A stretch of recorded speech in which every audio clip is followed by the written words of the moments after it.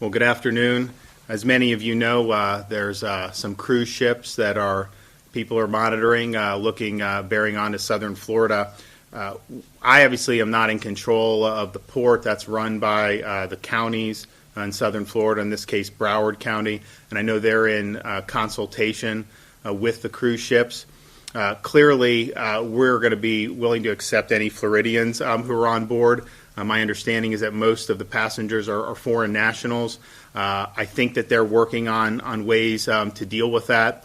Of course, my concern is simply that we have worked so hard to make sure we have adequate hospital space in the event of a COVID-19 surge that we wouldn't want those valuable beds to be taken because of the cruise ship. But I think that they're working to a solution on that. I did speak with the president this morning about it. I think he would like to see a solution, and I think the administration has seen a lot of the cruise ships take up a lot of resources, and so we just want to get to a point where the resources can be used for the folks here, particularly in southern Florida, where we have most of our problems with COVID-19, and not divert those elsewhere. But I think that there will probably be some more developments on that today. Speaking of South Florida, one of the reasons we're concerned about what could happen in terms of new people coming in is just simply because the Broward and Miami-Dade represent, I think, over half of the cases throughout the state of Florida. If you add Palm Beach, they're at about 60% of the cases throughout the state of Florida. That's not surprising, just given the amount of international travel that goes through Miami International. Also, the amount of people that go to and from New York City, both Floridians visit New York and New Yorkers visiting South Florida. So we've known that was going to be, an issue. And I want to commend Mayor Jimenez as well as the folks in Broward and Palm Beach. I mean, there have been sweeping measures that have been instituted down there. We viewed that as a distinct part of Florida, and the measures there, I think, will start to show some effect, we hope, very soon. I have not viewed previously that as being necessarily the same solution for the rest of the state, just simply because we have areas that have extremely low per capita infections. At the same time, I have been working with the president's task force. The president just the other day announced they're going to do a 30-day extension for the current guidelines.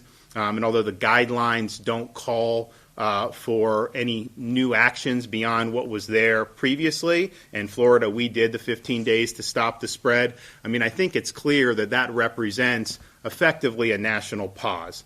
We've seen some of the job losses. We've seen some of the economic problems that have happened as a result of this.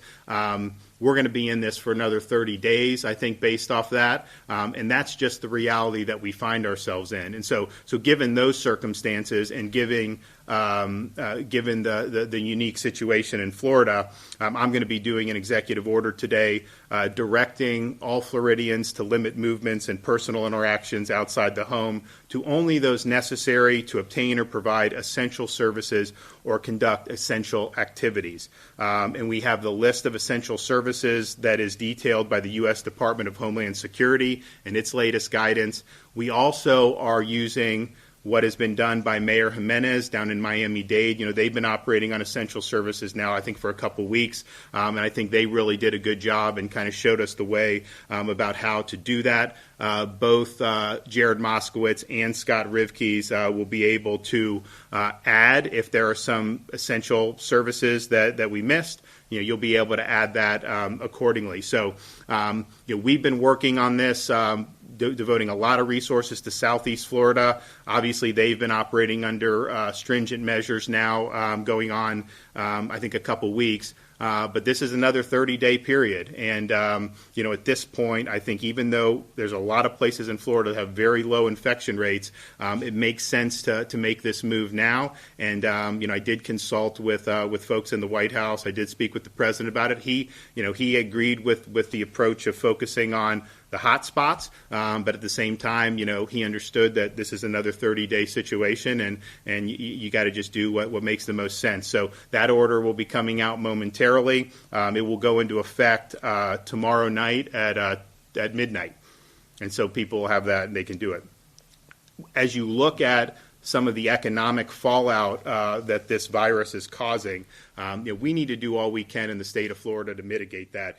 One thing that we know today is that we do know that there's going to be some federal relief. That was not necessarily the case 2 weeks ago. We didn't know what was going to happen, so we're going to be working hard to make sure our citizens are able to access that. But I also want to figure out, okay, what can we do to lessen the economic damage? What can we do to help give some people more economic opportunity given the constraints we're going to be operating under for the next 30 days? And one of the things that struck me just going around the state the last few weeks is the traffic. There's not cars on the roads like there normally is. You look at some of the most busy thoroughfares, and it's sometimes it's a trickle.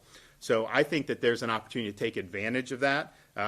We have roads that if you were to do a lot of construction on would cause massive traffic in normal situations.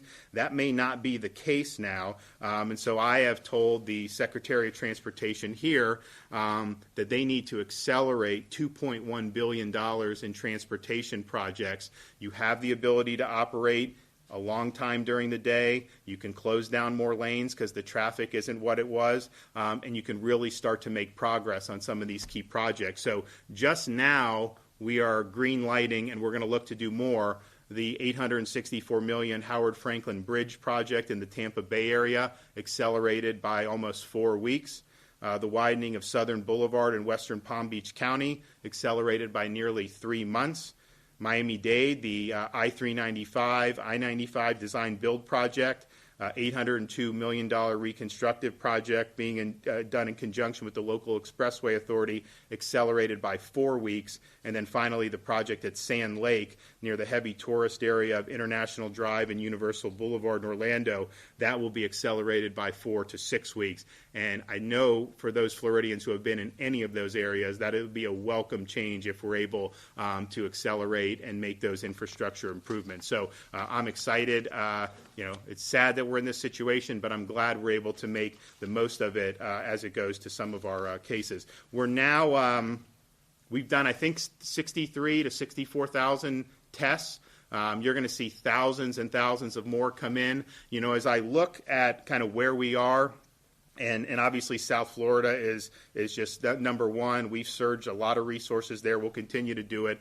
If we can continue the testing clip, and I think with these new rapid tests, that's going to help tremendously.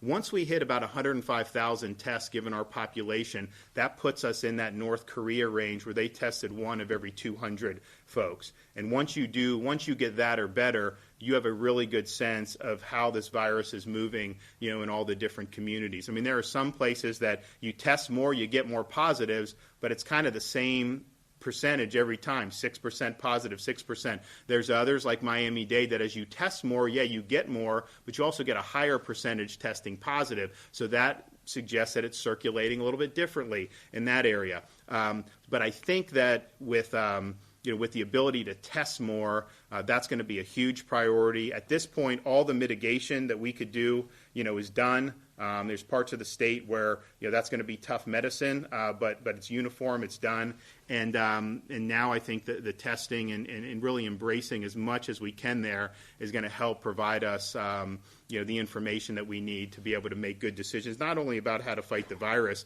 but how we can eventually get people back to work with the economy. So there's going to be an awful lot to do. But I would say the testing, I would say the protecting of the healthcare workforce, and I would say making sure that we have enough hospital capacity. Those are going to be 3 really, really important things in the weeks ahead. We're also in the executive order reiterating the previous guidance to our senior citizens that if you're 65 and older, or if you're somebody of any age that has a serious underlying medical condition, including things like diabetes, that you need to stay home and you need to avoid contact with folks who may have the virus. The health outcomes for that group are much worse if they contract the virus than any other groups.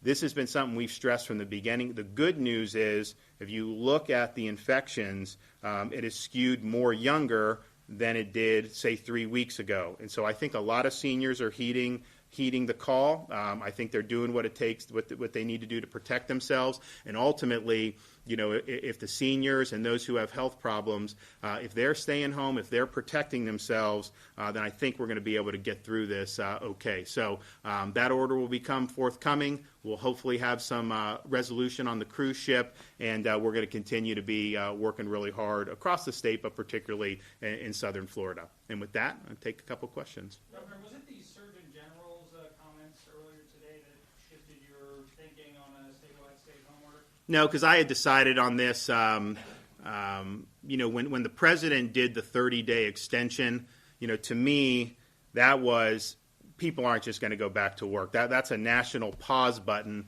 I had concerns about how some of that would affect different communities in Florida who have not been hit the same way, and I don't anticipate getting hit the same way as places like Miami-Dade. But I wanted to see what their guidelines would actually say, and even the guidelines, they never actually said to do that. The Surgeon General, U.S. Surgeon General, never told me that that's what they were looking for. But I think that given that we're having a 30-day, I think that's a signal from the president that, look, this is what we're going to be fighting for a month. There's not going to be any kind of return to normalcy. People thought Easter, all that. That's not going to happen. And then I also just the fact that the place that had been hit the hardest, Miami-Dade, had these measures in place, and Broward and some of the others. So the Southeast Florida had already been under different measures, and so the rest of the state, even though there are issues in other parts of the state, if you look at our numbers and you take out Broward, Dade, and Palm Beach, the per capita infection rate is very, very low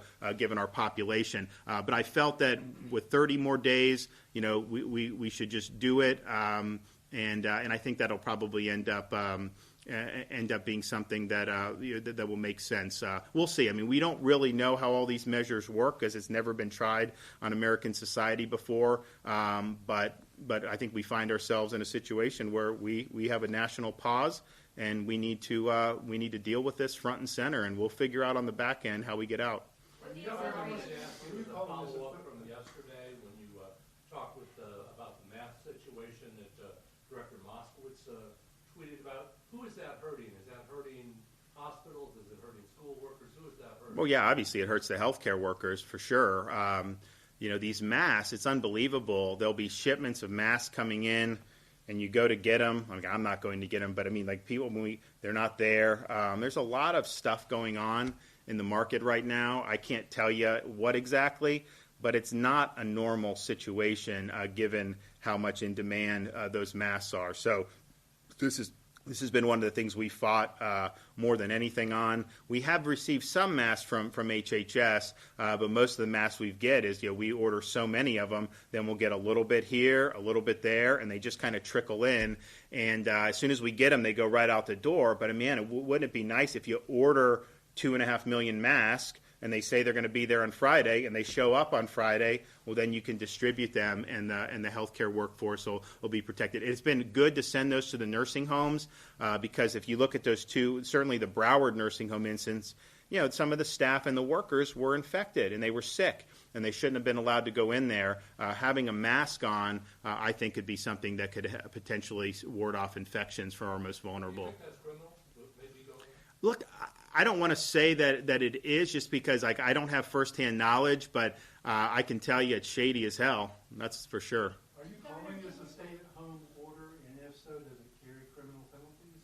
So look, I mean, we have on here the different enforcement, mechanisms that we have with the other ones. But look, what I would say is, if you're engaged in essential services, if you're seeking essential services like groceries, gas, medicine, if you're engaging in essential activity, okay. If you're not, then you're going to be protecting yourself, your family, and your fellow Floridians better, if you stick close to home. I see some of these stories around the country where you kind of have someone steps out and someone wants to get them arrested. Look, at some point, you do need to just exercise good judgment. The government can't ham fist everybody into their bedroom. It's just not practicable. But I think that these policies are policies that will make sense. And there's a lot of essential services that are still taking place. I mean, the healthcare, the finance. There's a lot of things that really make a difference in the economy and obviously in our fight against the virus. Governor, the University of Washington model is predicting that Florida will see a rapid increase in the number of deaths and hospitalizations, with 100 people dying daily by mid-April, 175 by May 1st. It predicts that 10,000 people will be hospitalized by mid-April and 20,000 on May 1st, and that 6,500 Floridians will die by June 1st. Do you think that these numbers could be realistic? So, look, it's very difficult. I would just say it's a very serious situation. I mean, when you see the president up there, if you've seen his demeanor the last couple of days, that's not necessarily how he always is. I mean, I think that we all look at this and say, this thing is really nasty. It's something that's caused a lot of harm to a lot of people. I think that we need to have all levers going. Now, fortunately, you have seen a lot done in southern Florida, and I know that as we've tested more, you've seen more numbers, but I really think between what the counties have done, what we've done to help them, some of the other things, I do think that you will eventually see some progress there. And then I think the rest of the state, we're obviously monitoring. I mean, one of the things, I'm concerned with is just the travel into Florida. Now, obviously, the New York travelers were a big deal. I mean, that was tens of thousands of people probably over like a week period. And it wasn't just southern Florida. I mean, you had a lot of flights into Orlando, some flights into Tampa. So how that's going to manifest itself if those folks aren't self-isolating, I don't know. But you also have a lot of international travel still. I mean, I was reading Brazil. People are going into Orlando, Miami from Brazil, and I just think we got to get a handle on that because Florida, we're just going to be so sensitive that you're going to have kids out of school. You're going to have a lot of businesses closed. People may lose their jobs, all these different things and sacrifices.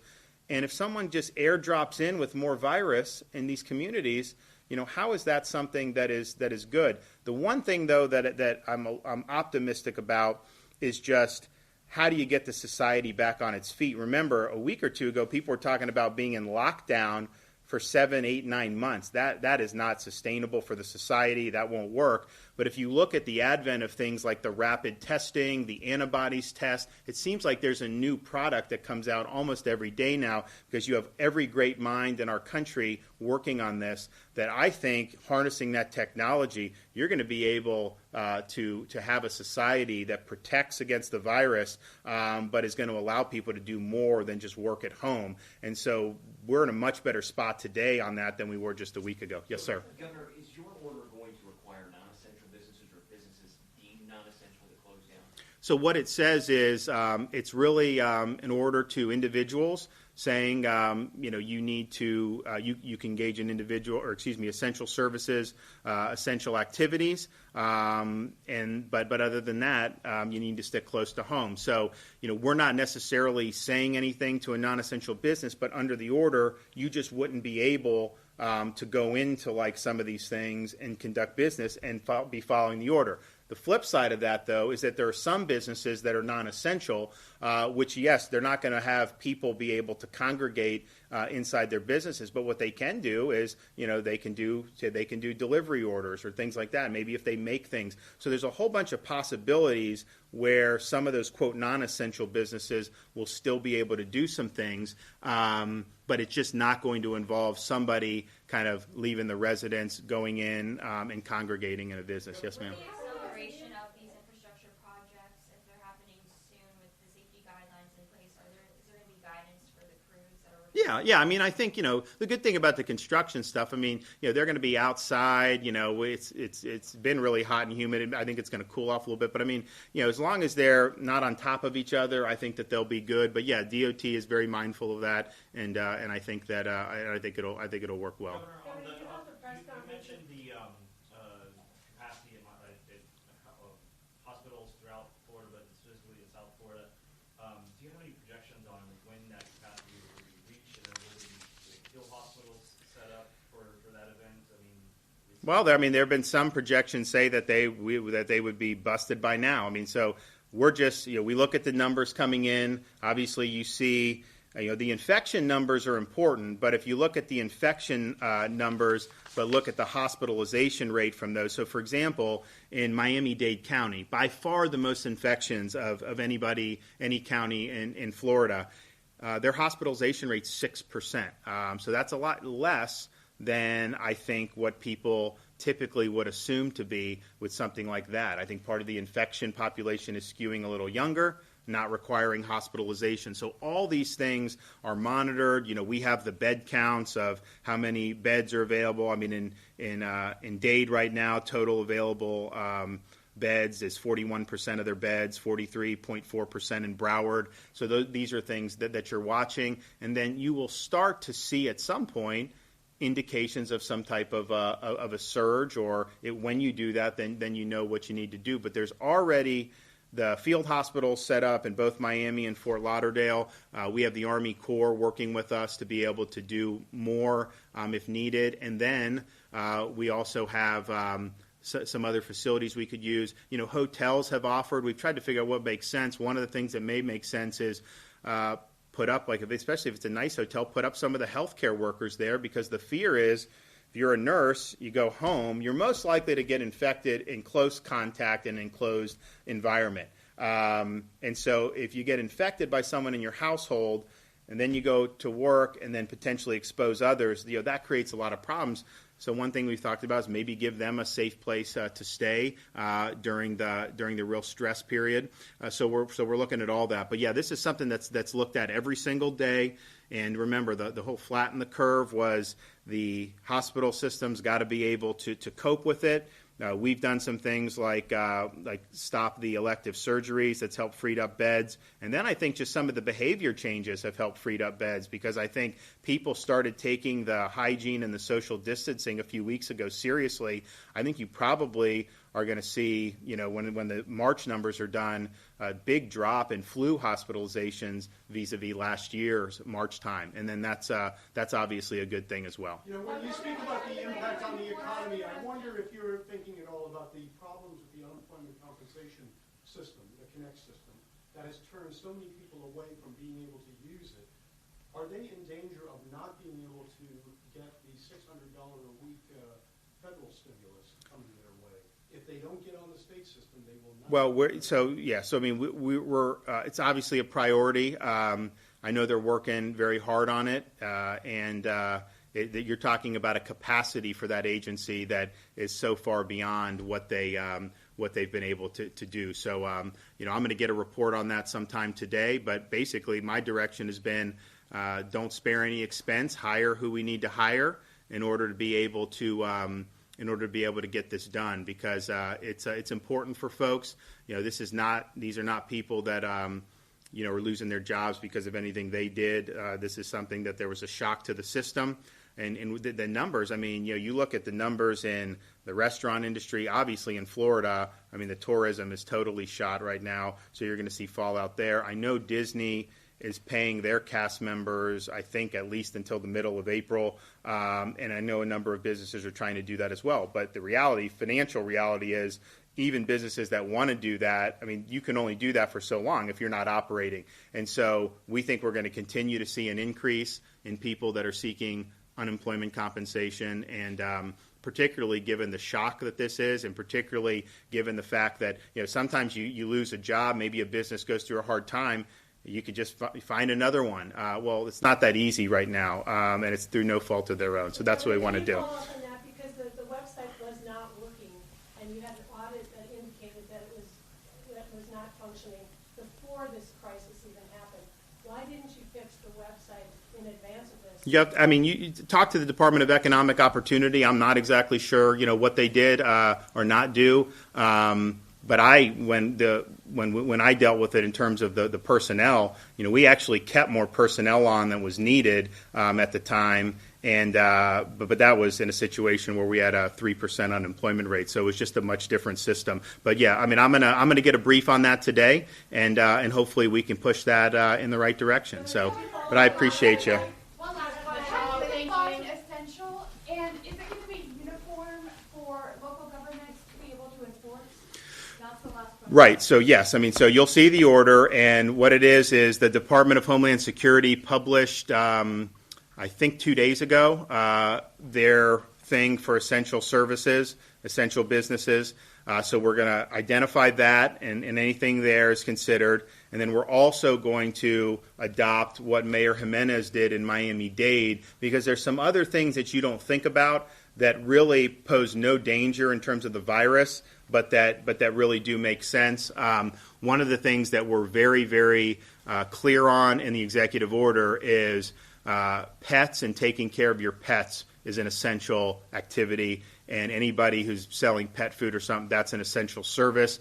There are people have been concerned about, they're not going to be able to do it. No, you will be able to. We understand how important that is for folks. We understand, that we need to be looking after our pets. And so that'll be all in there. And then, as I mentioned, if there is a different essential service that we did not include in there, someone can ask, and then we can add it or not add it as we see fit. Thank you, everyone. Thank you. Thank you, Carlos. Thank you, everyone. Thank you, Governor. That's all. Thank you. Thanks.